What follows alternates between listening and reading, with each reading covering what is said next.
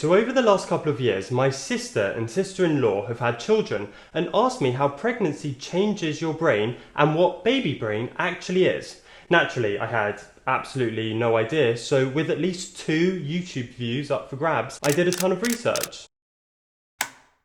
A great way to scan the brain with no radiation is magnetic resonance imaging, MRI. This uses a very strong magnet and some magic level physics to take these beautiful images of the brain. Our brains can be divided into 2 key sections: grey matter and white matter. This shows a 3D structure of a human brain. If we pause right about here, the grey matter and white matter are quite clear. This white part on the inside is the white matter, and the pinker part around the outside is the grey matter. Imagine a cake being the white matter and the icing being the thinner grey matter around the outside. The grey part, this outer part, is where most of the work happens. The information processing, the thinking, the decision making. The white matter are the roads that connect everywhere, where all of the messages are sent through, and it's the grey matter where there is significant change during pregnancy. This paper from 2017 recruited 65 women who had never been pregnant and scanned their brains. This group contained women that did and didn't intend to have children. The years went by and some of the group had children and some of them didn't. After the pregnancy, or no pregnancy, they had their brains scanned again, creating this quite amazing data set to isolate the changes resulting from the pregnancy directly. They found that women who had gone through a pregnancy had significantly reduced grey matter, this pinkish outer part where the decision making happens. This grey matter was reduced in the prefrontal cortex, the temporal cortex, and this inner part called the anterior cingulate cortex. A pretty global reduction in crucial grey matter. This difference was so clear amongst participants that a machine learning algorithm could perfectly categorize who had and hasn't been pregnant just by looking at their brain scans, and these changes remained 2 years later when the women returned to have their brains scanned again. This reduction in grey matter is actually a pretty clearly established change. This paper here compared 40 women who had gone through pregnancy with 40 women who had never been pregnant and found very similar differences in grey matter, even accounting for their differences in age. Okay, so really interesting finding.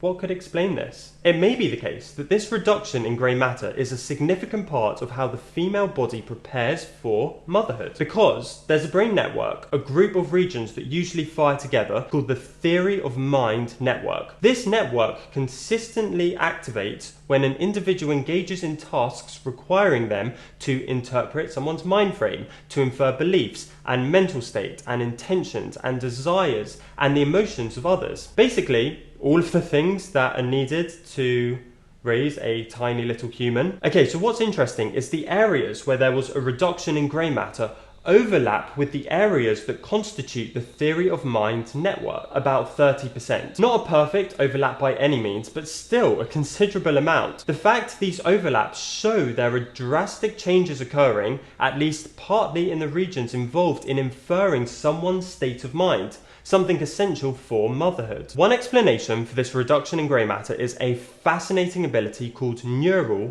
pruning. Neural pruning is a bit like a spring clean for your brain. When we grow or when we learn new things, our brains create new connections between different cells, between different neurons, but not all of these connections remain essential throughout our lives. Neural pruning is the process of removing these unnecessary connections that makes the brain more efficient.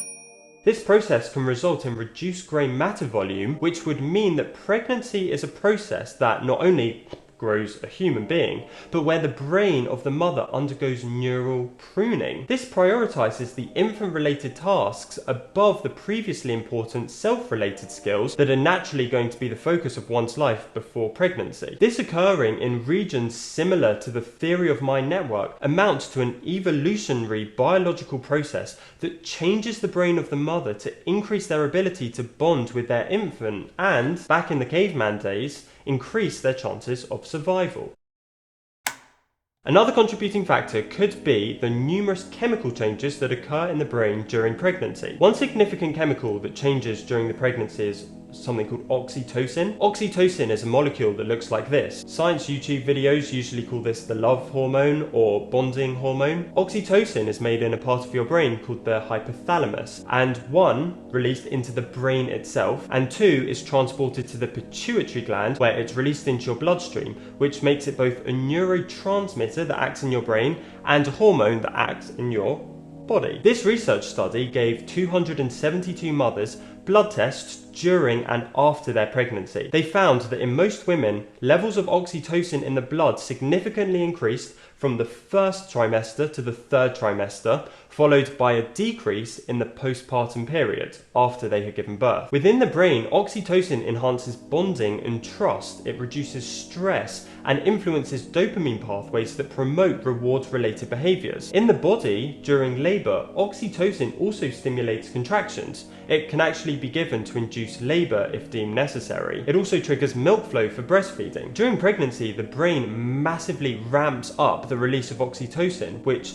acting in the brain, could contribute to the reduction in grey matter through numerous insanely complex pathways that are not fully understood. There are other chemical changes in your brain too. Here are the key chemicals, in addition to oxytocin, that increase specifically during pregnancy. These have a ton of effects all over your body and interact with each other in a really complex way that I definitely do not understand, and maybe nobody fully understands. But let's focus on what they specifically do to your brain. Let's go one by one, starting here. During pregnancy, there are large amounts of progesterone in the body that does many things, including the prevention of contractions. A small amount of this progesterone is processed into something called allopregnanolone, bless you, which acts on GABA receptors to calm neural activity and reduce anxiety. There is prolactin produced by the pituitary gland that prepares the body for breastfeeding. Prolactin interacts with oxytocin and acts on areas all over the brain, influencing mood